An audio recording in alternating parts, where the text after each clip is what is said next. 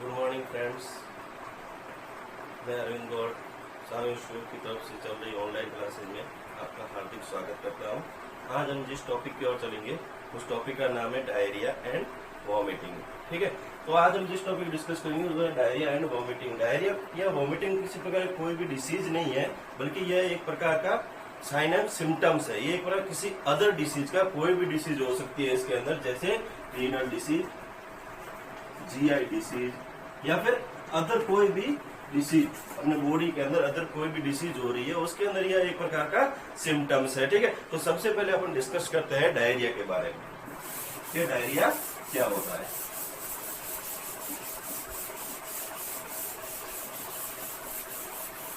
ठीक है, तो सबसे पहले अपन डिस्कस करेंगे डायरिया के बारे में।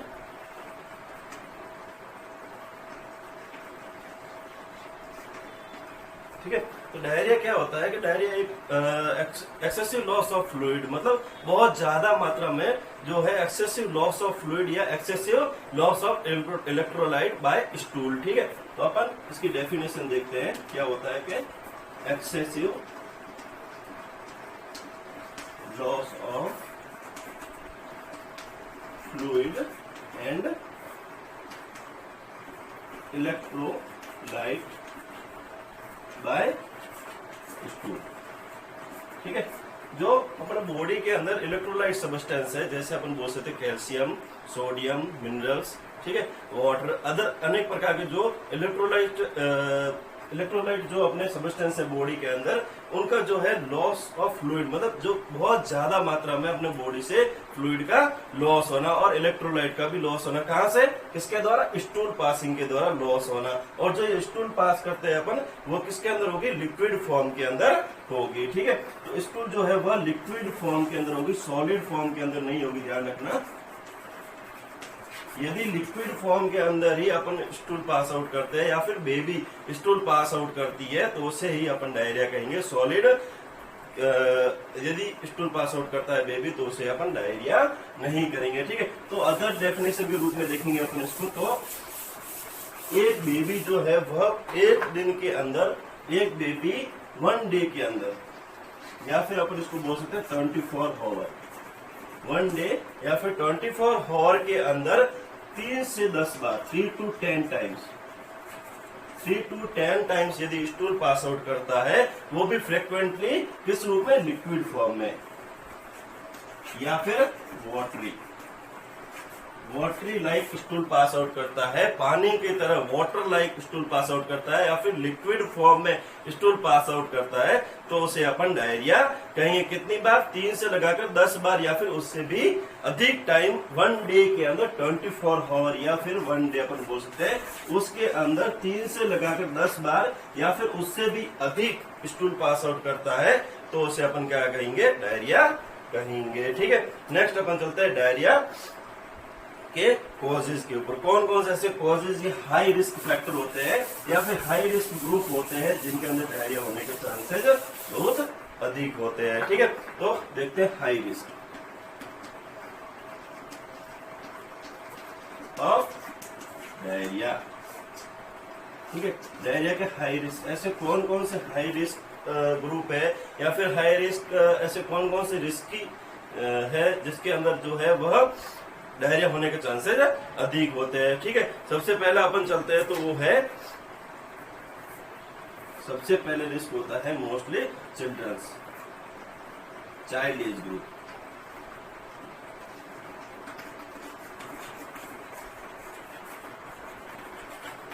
चाइल्ड एज ग्रुप या फिर अपन देखते हैं नेक्स्ट, तो जिसको मीजल्स हुआ है, ठीक है, जिसकी इम्यूनिटी वीक है, वीक इम्यूनिटी। ठीक है, या फिर अपन बोल सकते हैं ऐसे बेबी जिनके पुअर हाइजीन है। ठीक है, इनके अंदर जो है वो डायरिया होने के रिस्क बहुत अधिक रहते हैं। जैसे अपन देख सकते हैं माल न्यूट्रिशन, यदि बेबी माल न्यूट्रिशन का शिकार है तो उसके अंदर भी डायरिया होने के चांसेस बहुत अधिक रहते हैं। लैक ऑफ ब्रेस्ट फीडिंग, इस तरह के बहुत से कॉजेज है जिनके अंदर जो है बेबी को डायरिया होने के चांसेस अधिक रहते हैं। ठीक है, नेक्स्ट चलते हैं अपन डायरिया का क्लासिफिकेशन। कौन कौन से टाइप होते हैं डायरिया के, डायरिया का क्लासिफिकेशन किस प्रकार अपन करेंगे। ठीक है, टाइप्स देखते हैं डायरिया के या फिर डायरिया का क्लासिफिकेशन।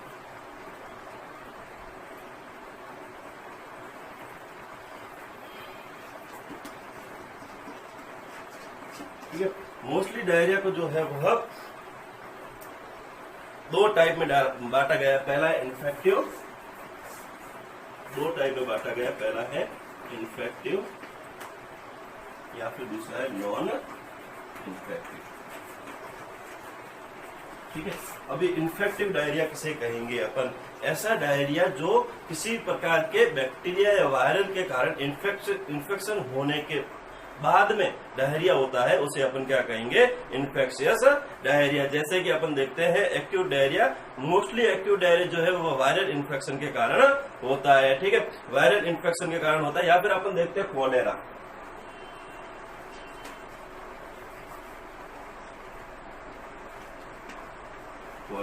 ठीक है, कॉलेरा के अंदर जो है बैक्टीरियल इन्फेक्शन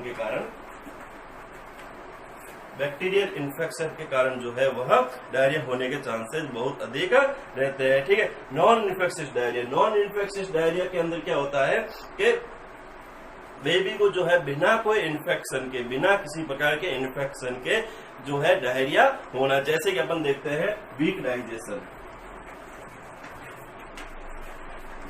यदि बेबी का प्रॉपर रूप से फूड का या फिर मिल्क का, अपन बोलते हैं मिल्क बेबी को देते हैं ना, मिल्क का प्रॉपर रूप से डाइजेशन नहीं हो रहा है या फिर फूड का प्रॉपर रूप से डाइजेशन नहीं हो रहा है, तो उसे अपन क्या कहेंगे कि बेबी को नॉन इन्फेक्शियस डायरिया हुआ है, उसको अपन नॉन इन्फेक्शियस डायरिया के अंदर रखेंगे। इन्फेक्शियस मतलब किसी बेबी को वायरल या फिर बैक्टीरियल के कारण जो है इन्फेक्शन हो जाना, उसके फलस्वरूप बेबी के अंदर साइन एंड सिम्टम्स दिखाई देने डायरिया के, उसे अपन कहेंगे इन्फेक्शियस डायरिया। ठीक है, ये तो हो गए डायरिया के प्रकृति के आधार पर टाइप्स, मतलब किस प्रकार के प्रकृति होती है उसके आधार पर कॉज, या फिर कौन कौन से कॉज होते हैं, या फिर कॉजेज के आधार पर अपन जो डायरिया के टाइप्स पढ़े थे वो है इन्फेक्शियस है नॉन इन्फेक्शियस। ठीक है, नेक्स्ट अपन पढ़ते हैं डायरिया ड्यूरेशन के आधार पर।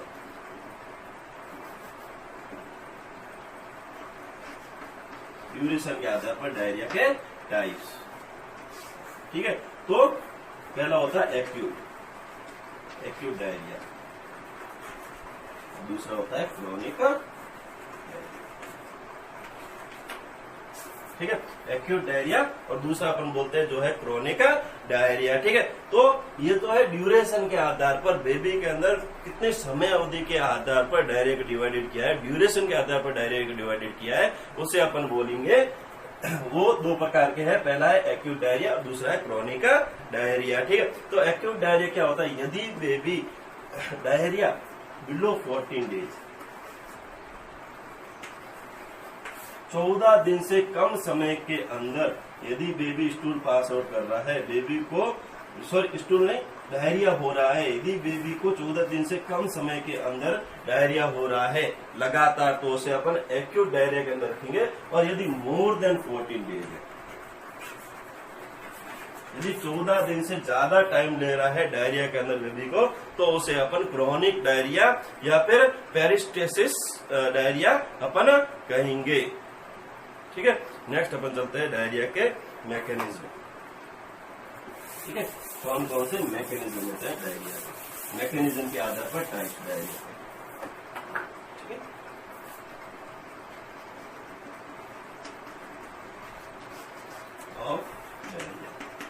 Mechanism of diarrhoea. ठीक है, तो सबसे पहला जो मैकेनिज्म है वह है ऑस्मोटिक।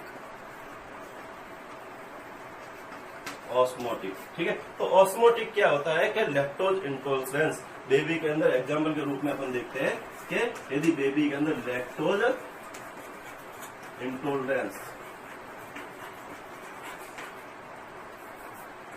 बेबी के अंदर लैक्टोज इंटॉलरेंस के कारण जो है बेबी के अंदर डायरिया देखा गया है, तो उसे अपन बोलेंगे ऑस्मेटिक डायरिया। ठीक है, दूसरा अपन देखते हैं तो है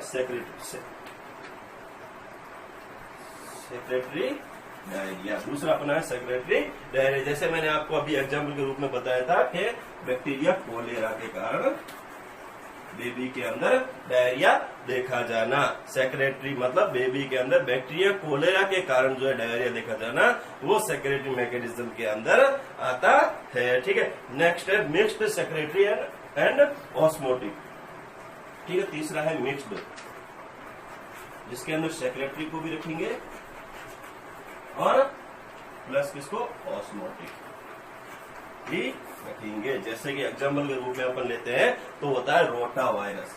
यदि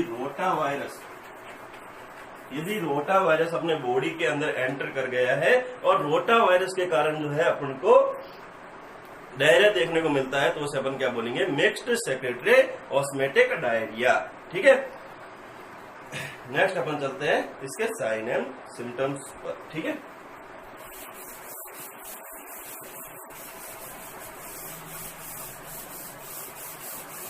ठीक है, तो मैंने आपको पहले ही बताया था एक बात कि साइन एंड सिम्टम्स। ठीक है, तो डायरिया कोई भी प्रकार की डिसीज नहीं है, ये अपने आप में एक प्रकार की डिसीज नहीं है, जबकि इट इज ए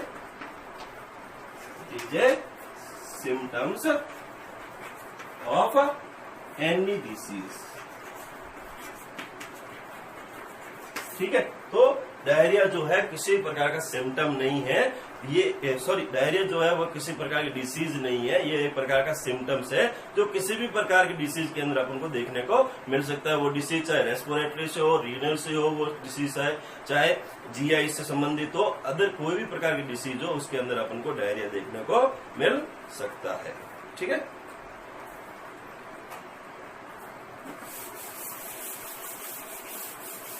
नेक्स्ट अपन जाता है डायरिया के असेसमेंट। बेबी का असेसमेंट कैसे करेंगे।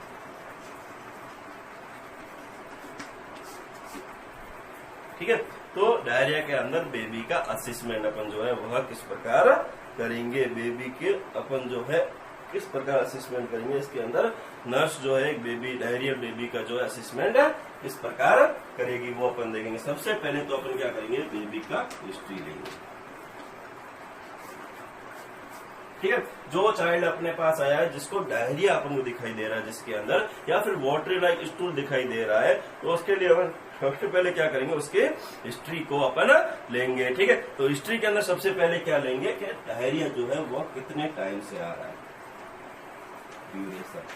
अब ड्यूरेशन का अपन क्यों हिस्ट्री लेंगे, क्योंकि ड्यूरेशन जो है वह दो प्रकार की हो सकती है। एक हो सकती है बिलो 14 डेज और एक हो सकती है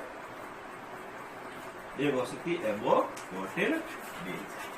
ठीक है, यदि बिलो 14 डेज अपन को डायरिया दिखाई दे रहा है, मतलब 14 दिन से कम समय के अंदर बेबी को, तो लगातार 14 दिन से या फिर 14 दिन से कम समय के अंदर अपन को जो है डायरिया दिखाई दे रहा है बेबी को, तो उसको अपन कौन सी ड्यूरेशन के अंदर रखेंगे, एक्यूट डायरिया के अंदर। और यदि लगातार 1 मंथ 2 मंथ 3 मंथ बेबी को डायरिया हो रहा है, तो उसको अपन रखेंगे क्रोनिक डायरिया के अंदर रखेंगे। ठीक है, नेक्स्ट देखेंगे अपन के कलर ऑफ स्टूल। बेबी जो स्टूल पास आउट कर रहा है उसका कलर कैसा है, उसको अपन जो है देखेंगे। देखो, यदि बेबी के अंदर स्टूल का कलर अपन को पेल येलो कलर दिखाई दे रहा है, तो उसके अंदर जो है बेबी जो है, यदि पेल येलो कलर बेबी के अंदर स्टूल दिखाई दे रहा है, तो बेबी का स्टूल के अंदर या फिर जीए ट्रैक्ट के अंदर इन्फ्लेमेशन होने के कारण पस हो सकती है। बेबी के स्टूल के अंदर अपन को पस दिखाई दे सकती है। बेबी के स्टूल के अंदर अपन को जो ब्लड दिखाई दे सकता है, यदि जीए ट्रैक्ट के अंदर किसी प्रकार की इंजरी हो गई हो, या फिर स्टमक के अंदर इंजरी हो गई हो, या फिर इंटेस्टाइन के अंदर किसी प्रकार की इंजरी हो रही हो और ब्लीडिंग हो रही हो, तो ब्लड के अंदर अपन को स्टूल दिखाई देगा। ठीक है, नेक्स्ट अपन चलते हैं हिस्ट्री के अंदर और क्या देखेंगे। नेक्स्ट हिस्ट्री के अंदर अपन देखेंगे कि तीसरा number of stool pass out in a day, मतलब एक दिन के अंदर बेबी जो है कितनी बार स्टूल पास आउट करता है। मैंने आपको नॉर्मली पहले बताया था कि बेबी जो है एक दिन के अंदर 3 to 5 time in 24 hour 24 hour के अंदर बेबी जो है 3 to 5 टाइम नॉर्मली जो है स्टूल पास आउट करता है। लेकिन जो स्टूल पास आउट करता है वो हार्ड फॉर्म में होता है, लिक्विड फॉर्म या वाटरी फॉर्म के अंदर नहीं होता है, ठीक है। लेकिन यदि इससे ज्यादा टाइम तक बेबी जो है स्टूल पास आउट करता है, 3 से 10 टाइम इन ए 24 आवर या इन ए डे बेबी जो स्टूल पास आउट करता है तो वो डायरिया की कंडीशन के अंदर देखी जाती है। लेकिन यदि बेबी लिक्विड फॉर्म में और वाटरी फॉर्म में ही स्टूल पास आउट कर रहा है 3 से 10 बार इन ए डे, तो भी अपन उसको डायरिया बोलेंगे, ठीक है। नेक्स्ट अपन देखेंगे चौथी हिस्ट्री अपन क्या लेंगे, 4th नंबर पर अपन हिस्ट्री लेंगे बेबी के अंदर प्रेजेंट ऑफ फीवर, पेन कोई भी हो सकता है, जीआई से संबंधित या फिर इंटेस्टाइनल, स्टमक पेन या फिर इसको अपन बोल सकते हैं एब्डोमिनल पेन। कोई भी प्रकार का पेन बेबी के अंदर अपन को दिखाई दे सकता है, ठीक है। जैसे कि अदर साइन एंड सिम्टम्स भी अपन दिखाई दे सकते हैं डायरिया की तरह बेबी के अंदर फीवर, ठीक है, और कफिंग या फिर बेबी के अंदर अपन को जो है पेन दिखाई दे सकता है, किसी प्रकार जीआई, इंटेस्टाइन या एब्डोमिनल पेन अपन को दिखाई दे सकता है, ठीक है। नेक्स्ट अपन देखते हैं बेबी की इम्यूनाइजेशन हिस्ट्री। 5th नंबर पर देखेंगे अपन बेबी की इम्यूनाइजेशन हिस्ट्री लेंगे, ठीक है। हिस्ट्री के अंदर अपन ये 5 प्रकार की हिस्ट्री अपन लेते हैं। सबसे पहले हिस्ट्री क्या लेंगे कि ड्यूरेशन ऑफ डायरिया, कितने दिन से बेबी डायरिया पास आउट कर रहा है। दूसरे नंबर पर अपन लेंगे स्टूल का कलर, कौन से कलर का स्टूल है, ब्लड स्टूल में प्रेजेंट है या फिर पस प्रेजेंट है या फिर normal watery rice diarrhoea. Cholera के अंदर किस प्रकार का डायरिया करता है बेबी, राइस लाइक डायरिया करता है। तो कैसा डायरिया बेबी के अंदर है उसका पता लगाने के लिए सबसे पहले अपन क्या करेंगे, बेबी दूसरे नंबर पर अपन बेबी के स्टूल के कलर की हिस्ट्री लेंगे, ठीक है। तीसरे नंबर पर अपन बेबी के इन ए डे 24 आवर के अंदर बेबी कितने टाइम स्टूल पास आउट कर रहा है, कितने टाइम डायरिया कर रहा है, उसकी भी हिस्ट्री अपन लेंगे। चौथे के अंदर बेबी के अदर सिम्टम्स जैसे फीवर, कफिंग या फिर पेन लाइक अपन हिस्ट्री लेंगे। और 5वें के अंदर अपन हिस्ट्री लेंगे बेबी के इम्यूनाइजेशन हिस्ट्री, ठीक है।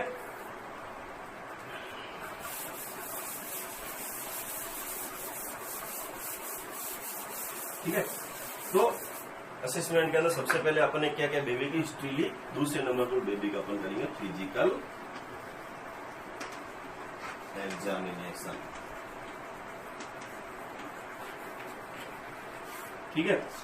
बेबी का अपन जो है फिजिकल एग्जामिनेशन करेंगे, ठीक है। दूसरे नंबर फिजिकल एग्जामिनेशन में अपन क्या करेंगे, बेबी के एब्डोमिनल के दोनों साइड अपन जो है बेबी के एब्डोमिनल के दोनों साइड हाथ के पाम से दबाकर अपन जो है देखेंगे कि बेबी को पेन हो रहा है या फिर नहीं हो रहा है। और दूसरे नंबर पे अपन क्या देखेंगे, बेबी के बॉडी के ऊपर किसी प्रकार की इंजरी है या फिर नहीं है, यह फिजिकल एग्जामिनेशन में अपन देखेंगे। सबसे पहले तो देखेंगे बेबी को किसी भी प्रकार का पेन हो रहा है या नहीं हो रहा है जीआई सिस्टम में, ठीक है। बेबी को जीआई सिस्टम में किसी प्रकार का पेन हो रहा है या फिर नहीं हो रहा है, ये देखेंगे। और ये भी हो सकता है बेबी को यदि एक्सीडेंट के दौरान, ठीक है, ब्रेन के अंदर चोट लगे, ब्रेन के अंदर इंजरी हुई हो, ठीक है, तो भी अपन वो देखेंगे एक्सीडेंट है या फिर अदर कोई भी पेन बॉडी के अंदर अपन को दिखाई दे।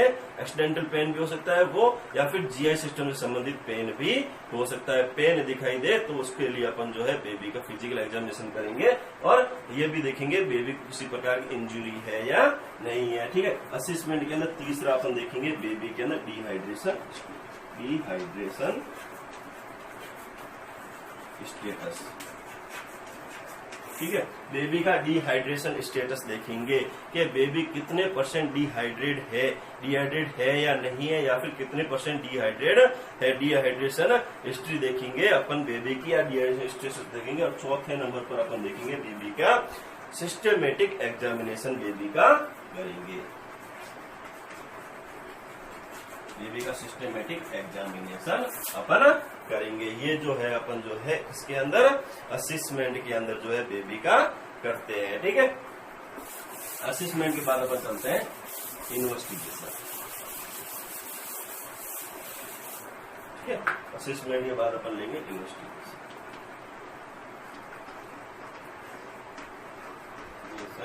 या फिर अपन इसको बोलेंगे लैब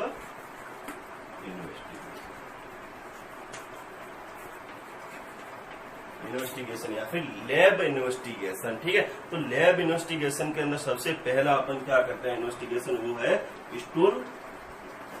स्टूल माइक्रोस्कोपी।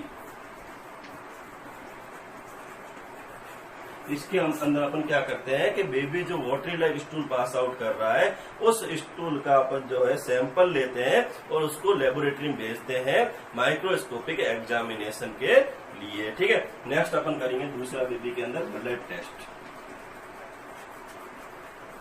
ठीक है। स्टूल माइक्रोस्कोपिक एग्जामिनेशन अपन क्यों करते हैं? स्टूल माइक्रोस्कोपिक एग्जामिनेशन अपन इसलिए करते हैं कि बेबी के स्टूल के अंदर किसी प्रकार का पैरासाइट प्रेजेंट है या नहीं है, बैक्टीरिया या वायरस प्रेजेंट है या नहीं है, बेबी को स्टूल के अंदर ब्लड प्रेजेंट है या नहीं, पस प्रेजेंट है या नहीं है, इन सभी जांच के लिए अपन जो है ब्लड का माइक्रोस्कोपिक एग्जामिनेशन करते हैं, जिसके द्वारा अपन को पता चलेगा कि बेबी के स्टूल के अंदर ब्लड प्रेजेंट है, बेबी के जीआई सिस्टम के अंदर इंजरी हुई है तो बेबी स्टूल के अंदर ब्लड प्रेजेंट होगा। यदि बेबी को किसी वायरल या बैक्टीरियल डिसीज के कारण जो है डायरिया हो रहा है, डायरिया के सिम्टम्स दिखाई दे रहा है किसी डिसीज का, तो फिर अपन को बेबी के स्टूल के अंदर बैक्टीरिया भी दिखाई दे सकता है, ठीक है। नेक्स्ट अपन करेंगे ब्लड टेस्ट। ब्लड टेस्ट के अंदर अपन करेंगे सीबीसी, कंप्लीट ब्लड, ठीक है। तो सबसे पहले अपन क्या करेंगे बेबी के ब्लड टेस्ट के अंदर सीबीसी अपन करेंगे, कंप्लीट ब्लड काउंट टेस्ट, ठीक है। बेबी के अंदर ब्लड का count, complete blood count test करेंगे या सीबीसी अपन जो है बेबी के अंदर करेंगे। दूसरा क्या करेंगे अपन वन क्या होता है? ब्लड यूरिया नाइट्रोजन टेस्ट, ठीक है। One test blood urea nitrogen test अपन बेबी के अंदर परफॉर्म करेंगे, ठीक है। उसके बाद अदर टेस्ट जो है अपन कोई भी अदर टेस्ट भी परफॉर्म कर सकते हैं बेबी के अंदर, ऐसा कोई जरूरी नहीं इसके अलावा कोई टेस्ट नहीं होगा। अदर टेस्ट भी अपन परफॉर्म कर सकते हैं स्पेसिफिक डिसीज के आधार पर, बेबी के अंदर किस प्रकार की डिसीज है, इन्फेक्शन है या फिर अदर डिसीज का कोई भी सिम्टम है ये डायरिया, तो स्पेसिफिक डिसीज के आधार पर अपन जो है बेबी का लैब इन्वेस्टिगेशन या फिर इन्वेस्टिगेशन करेंगे, ठीक है। इन्वेस्टिगेशन के बाद अपन चलते हैं डायरिया का मैनेजमेंट।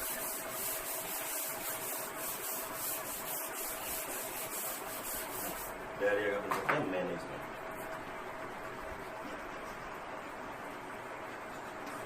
ठीक है। तो डायरिया का मैनेजमेंट जो है वह दो प्रकार से डायरिया का मैनेजमेंट होता है। पहला है मेडिकल मैनेजमेंट, और दूसरा जो मैनेजमेंट है वह है नर्सिंग मैनेजमेंट,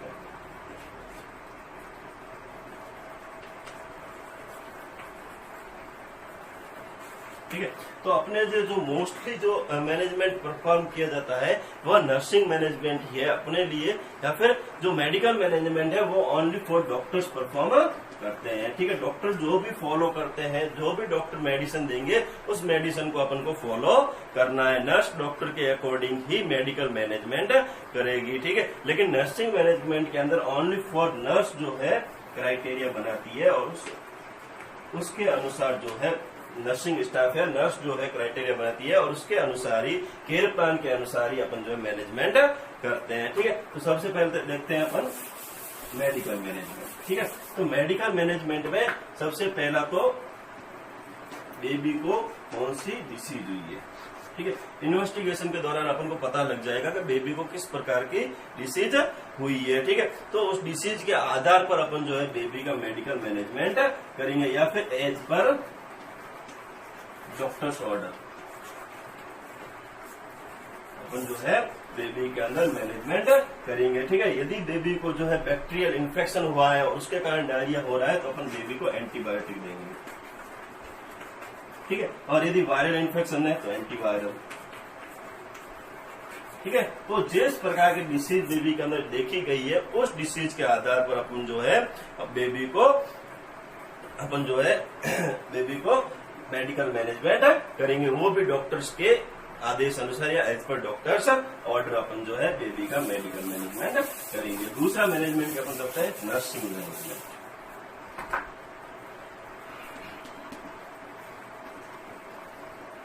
नर्सिंग में, ठीक है। तो नर्सिंग मैनेजमेंट के अंदर सबसे पहला मैनेजमेंट अपन क्या करेंगे, डायरिया के अंदर कंटिन्यूस फ्लूइड लॉस होगा।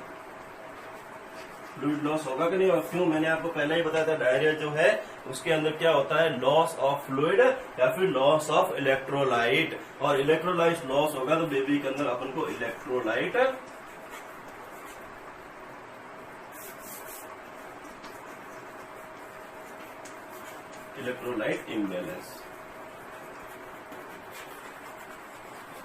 इम्बैलेंस दिखाई देगा। इलेक्ट्रोलाइट इम्बैलेंस दिखाई देगा या नहीं देगा, डायरिया है बेबी के अंदर, कंटिन्यूस जो है बेबी के अंदर इलेक्ट्रोलाइट सब्सटेंस है, जैसे पोटेशियम, कैल्शियम, सोडियम, ठीक है, इनका कंटिन्यूस बाहर निकल रहा है, एक्सेसिव रूप से बेबी के अंदर से फ्लूइड जो है या फिर इलेक्ट्रोलाइट जो है बाहर निकल रहे हैं, तो या फिर इलेक्ट्रोलाइट बढ़ेंगे या कम होंगे, कुछ भी होगा, बेबी के अंदर इलेक्ट्रोलाइट इम्बैलेंस अपन को दिखाई जरूर देगा। इम्बैलेंस तो अपन को इलेक्ट्रोलाइट दिखाई देगा, ठीक है। दूसरा क्या हो रहा है, फ्लूइड लॉस हो रहा है बेबी का, क्या हो रहा है, फ्लूइड लॉस हो रहा है, कंटिन्यूस फ्लूइड लॉस हो रहा है। जो फ्लूइड है बेबी जैसे ही वाटर या फिर कुछ भी फ्लूइड बॉडी के अंदर ले रहा है, तो वो फ्लूइड जो है डायरिया के द्वारा कंटिन्यूस बाहर निकल रहा है, ठीक है। A day 3 time 4 time 10 time 12 time यदि डायरिया बेबी कर रहा है, तो उसके अंदर जितना भी फ्लूइड ले बेबी अपने बॉडी के अंदर, वो सभी डायरिया के द्वारा फ्लूइड जो है बॉडी से बाहर निकलता रहेगा, ठीक है। तो पहला मैनेजमेंट अपन को क्या होगा कि बेबी का डिहाइड्रेशन मैनेजमेंट करना, ठीक है। फ्लूइड लॉस होगा तो बेबी डिहाइड्रेट होगा ही होगा, ठीक है। फ्लूइड लॉस होगा तो बेबी डिहाइड्रेट होगा, ठीक है। डिहाइड्रेशन के लिए अपन क्या करेंगे बेबी के अंदर, ठीक है, होम केयर मैनेजमेंट जो होता है वो होता है ORS, ठीक है, ORS, ठीक है, ओरल रिहाइड्रेशन थेरेपी, ठीक है। ORS अपन तो सब जानते हैं कि ORS क्या होता है, बेबी के अंदर अपन कंटिन्यूस होम थेरेपी के अंदर ORS दिया जाता है। यदि बेबी के अंदर ज्यादा डायरिया नहीं है, ए डे 5 to 6 टाइम यदि बेबी डायरिया कर रहा है, तो उसके अंदर अपन जो है ORS के द्वारा उसको मैनेज धीरे धीरे अपन फ्लूइड को जो है रिप्लेस धीरे धीरे कर सकते हैं, ठीक है। ओरल डिहाइड्रेशन थेरेपी के द्वारा अपन जो है बेबी के अंदर फ्लूइड रिप्लेस कर सकते हैं। लेकिन यदि baby 10 time 12 time 15 time 20 time diarrhoea कर रहा है इन ए डे, तो उसको अपन जो है ORS के द्वारा रिप्लेस नहीं कर सकते। उसके लिए अपन क्या करेंगे, बेबी के अंदर IV फ्लूइड थेरेपी स्टार्ट करेंगे, हॉस्पिटलाइज करेंगे बेबी को उसी समय, और हॉस्पिटलाइज करने के बाद अपन जो है इंट्रावेनस जो है अपन थेरेपी, IV थेरेपी अपन जो है स्टार्ट करेंगे, ठीक है। और कंटिन्यूस बेबी जब तक डायरिया कंट्रोल नहीं होगा तब तक कंटिन्यूस बेबी को फ्लूइड अपन देंगे, ठीक है।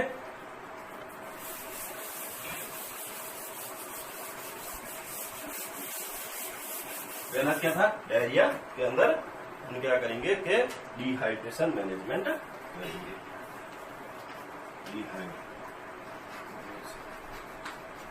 ठीक है। दूसरा अपन जो करेंगे बेबी को कंटिन्यूस फीडिंग करेंगे।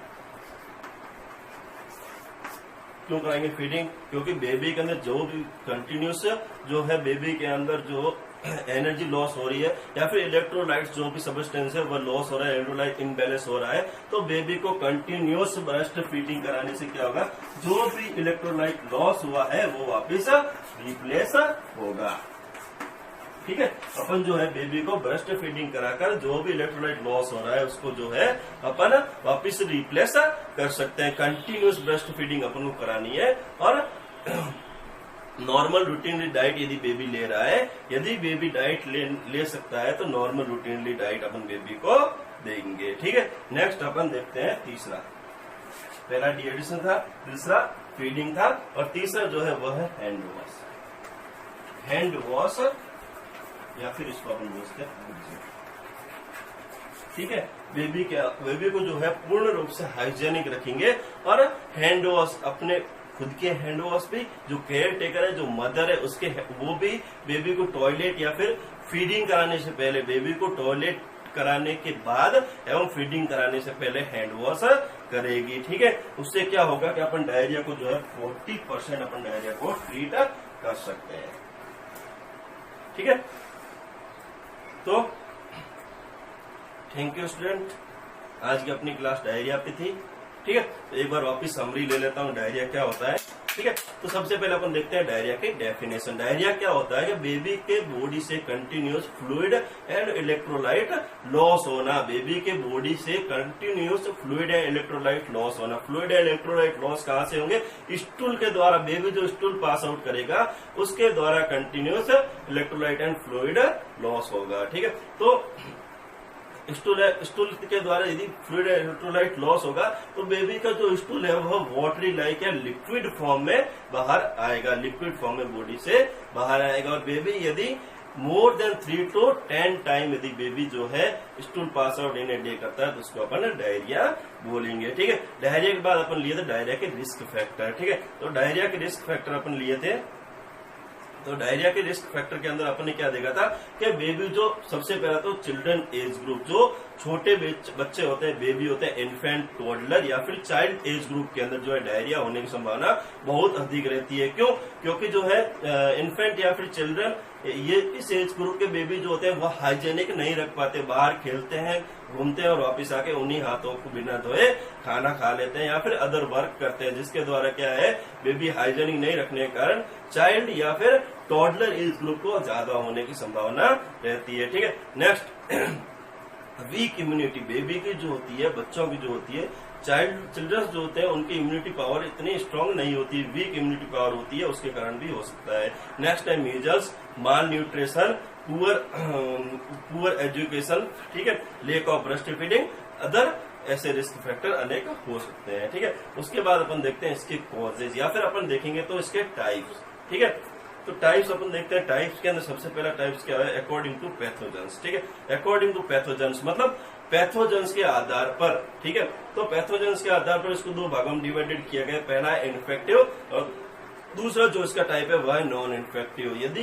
किसी इन्फेक्शन के द्वारा, बैक्टीरियल या फिर वायरल इन्फेक्शन के द्वारा बेबी को डायरिया हो रहा है तो उसे अपन इन्फेक्शियस डायरिया कहेंगे। और यदि बिना किसी इन्फेक्शन के कारण डायरिया हो रहा है तो उसे अपन नॉन इन्फेक्शियस डायरिया कहेंगे। ठीक है, नेक्स्ट टाइप्स अपन देखते हैं। तो बेबी के अंदर ड्यूरेशन के आधार पर, अकॉर्डिंग टू ड्यूरेशन, किस किस ड्यूरेशन के आधार पर बेबी के अंदर डायरिया देखने को मिल सकता है। सबसे पहला एक्यूट डायरिया, दूसरा है क्रोनिक डायरिया। ठीक है, यदि बेबी कंटिन्यूस स्टूल पास 14 दिन तक, 14 डेज तक करता है या फिर 14 डेज से कम समय के अंदर, 1 से लगाकर 14 दिन के बीच के समय के अंदर यदि baby continuous stool pass out करता है तो उसे अपन एक्यूट डायरिया के अंदर रखेंगे। लेकिन यदि बेबी 14 दिन से ज्यादा टाइम तक स्टूल पास आउट करता है तो उसे अपन क्रोनिक डायरिया के अंदर रखेंगे, जैसे 1 मंथ, 2 मंथ, 3 मंथ। ठीक है, तो इस डायरिया, क्रोनिक डायरिया को पेरिस्टेंट डायरिया भी कहते हैं। मैं एक बार स्पेलिंग लिख लेता हूँ, पेरिस्टेंट डायरिया भी बोलते हैं,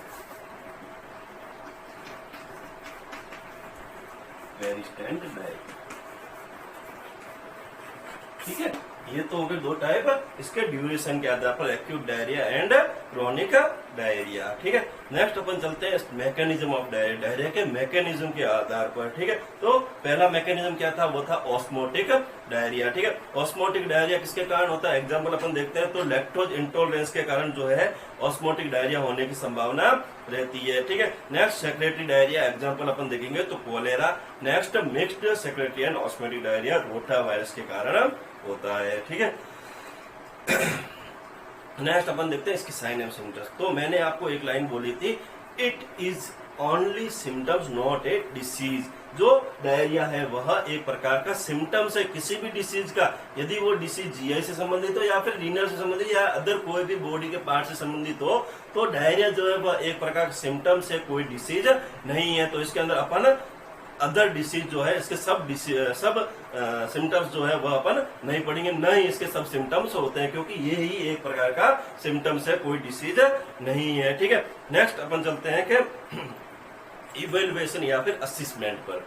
डायरियल बेबी अपने सामने आया है, नर्सिंग स्टाफ के सामने एक डायरिया बेबी आया है जो कंटिन्यूस डायरिया कर रहा है, तो उसका असेसमेंट आप किस प्रकार करोगे? ठीक है, तो सबसे पहला मैंने आपको बताया था हिस्ट्री। हिस्ट्री के अंदर अपन 5 प्रकार की, 5 टाइप की हिस्ट्री अपन लेंगे। सबसे पहले हिस्ट्री जो है ड्यूरेशन ऑफ डायरिया, डायरिया का कितना ड्यूरेशन है, कितने टाइम से बेबी जो है डायरिया कर रहा है, एक्यूट डायरिया या क्रोनिक डायरिया। दूसरा अपन जो है स्टूल का कलर देखेंगे, स्टूल का कलर कैसा है, स्टूल के अंदर ब्लड प्रेजेंट है या फिर पस प्रेजेंट है। ठीक है। नेक्स्ट अपन देखेंगे बेबी एक दिन के अंदर कितना स्टूल पास आउट करता है, ठीक है। उसके बाद नेक्स्ट अपन देखेंगे कि बेबी के अंदर डायरिया के अलावा कोई सिम्टम्स प्रेजेंट है या नहीं है, जैसे कि पेन, फीवर, कफिंग, ठीक है। नेक्स्ट अपन देखेंगे जो है वह है बेबी को इम्यूनाइजेशन हिस्ट्री, बेबी को इम्यूनाइजेशन करवाया हुआ है या फिर नहीं करवाया हुआ है, ठीक है। तो असेसमेंट के अंदर अपन हिस्ट्री देखेंगे। हिस्ट्री के 5 टाइप्स है, मैंने आपको बता दिया, ठीक है। उसके बाद अपन लेंगे बेबी का फिजिकल एग्जामिनेशन। फिजिकल एग्जामिनेशन अपन देखेंगे बेबी को किसी प्रकार इंजरी हुई है या नहीं हुई है, बेबी के बॉडी के अंदर किसी प्रकार का पेन प्रेजेंट है या नहीं है, ठीक है। नेक्स्ट देखेंगे अपन बेबी के डिहाइड्रेशन हिस्ट्री या फिर डिहाइड्रेशन स्टेटस, बेबी कितने % डिहाइड्रेट है, ठीक है। और डिहाइड्रेशन स्टेटस के बाद अपन देखेंगे सिस्टमिक एग्जामिनेशन बेबी का लेंगे, ठीक है।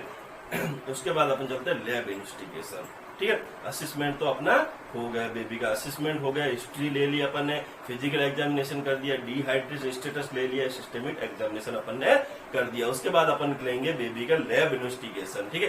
बेबी का स्टूल का सैंपल लेंगे और उसका माइक्रोस्कोपिक एग्जामिनेशन के लिए लैब के अंदर भेजेंगे, जिसको अपन बोलते हैं स्टूल माइक्रोस्कोपी एग्जामिनेशन, ठीक है। तो इसके अंदर अपन बेबी का स्टूल लेते हैं, डायरियल जो स्टूल है उसको थोड़ा सा सैंपल लेते हैं और लैब के अंदर भेजते हैं उसके जो बेबी के स्टूल इन्वेस्टिगेशन के लिए। स्टूल इन्वेस्टिगेशन के अंदर अपन को ये पता लगेगा बेबी का स्टूल के अंदर ब्लड प्रेजेंट है, किस प्रकार का ब्लड प्रेजेंट है, पस कहाँ से आ रही है, किस प्रकार का पस प्रेजेंट है, ठीक है। बेबी के अंदर बैक्टीरिया है, वायरल इन्फेक्शन के कारण बेबी को डायरिया हुआ है कि नहीं हुआ है, वो सब हमको पता चलेगा। उसके बाद अपन ब्लड टेस्ट करेंगे। ब्लड टेस्ट के अंदर अपन जो है कंप्लीट ब्लड काउंट टेस्ट करेंगे, ठीक है। ब्लड यूरिया नाइट्रोजन टेस्ट करेंगे, ठीक है। ब्लड यूरिया नाइट्रोजन टेस्ट करेंगे और अपन जो है बेबी का इलेक्ट्रोलाइट टेस्ट करेंगे, बेबी के अंदर इलेक्ट्रोलाइट कितने %, सिस्टम में इलेक्ट्रोलाइट कितने % लॉस हुआ है, ठीक है। और डिसीज के आधार पर अदर कोई भी डिसीज है तो डिसीज के आधार पर अपन अदर जो बेबी का लैब इन्वेस्टिगेशन कर सकते हैं, ठीक है। उसके बाद अपन ने देखा था मैनेजमेंट, ठीक है। मैनेजमेंट अपन 2 प्रकार से करेंगे, पहला मेडिकल मैनेजमेंट, दूसरा है अपन nursing management. Medical management as पर डॉक्टर सॉर्ज, इसको नर्स अपने अनुसार नहीं कर सकते, डॉक्टर्स के ऑर्डर अनुसार या फिर पीडियाट्रिशियन के ऑर्डर अनुसार, आदेश अनुसार अपन जो है मैनेजमेंट करेंगे, ठीक है। तो मैनेजमेंट के अपन अंदर अपन डॉक्टर के आदेश अनुसार करेंगे, लेकिन यदि कोई इमरजेंसी कंडीशन आ जाती है कि मेडिकल मैनेजमेंट करना है तो बेबी को अपन जो है बैक्टीरियल इन्फेक्शन है तो एंटीबायोटिक देंगे, वायरल इन्फेक्शन है तो एंटी वायरल अपन जो है बेबी को मेडिसिन प्रोवाइड करवाएंगे। नर्सिंग मैनेजमेंट के अंदर अपन क्या करेंगे, सबसे पहले बेबी का डिहाइड्रेशन स्टेटस देखेंगे और बेबी को डिहाइड्रेशन मतलब जितने फ्लूइड लॉस है फ्लूइड रिप्लेस करेंगे आईवी या फिर ओआरएस के द्वारा। दूसरा बेबी को कंटिन्यूस फीडिंग कराएंगे। तीसरा केयर टेकर या फिर मदर को बोलेंगे कि कंटिन्यूस लगातार हैंड वॉश करते रहे और बेबी को भी हाइजेनिक रखें, ठीक है। Thank you student. यदि आपको मेरी क्लास में कोई भी डाउट हो, कुछ भी समझ में नहीं आया हो तो आप मेरे को कमेंट करके पूछ सकते हो या फिर आप सावी इंस्टीट्यूट के व्हाट्सएप ग्रुप के अंदर जो है मैसेज करके मेरे को कोई भी डाउट पूछ सकते हो। Thank you student.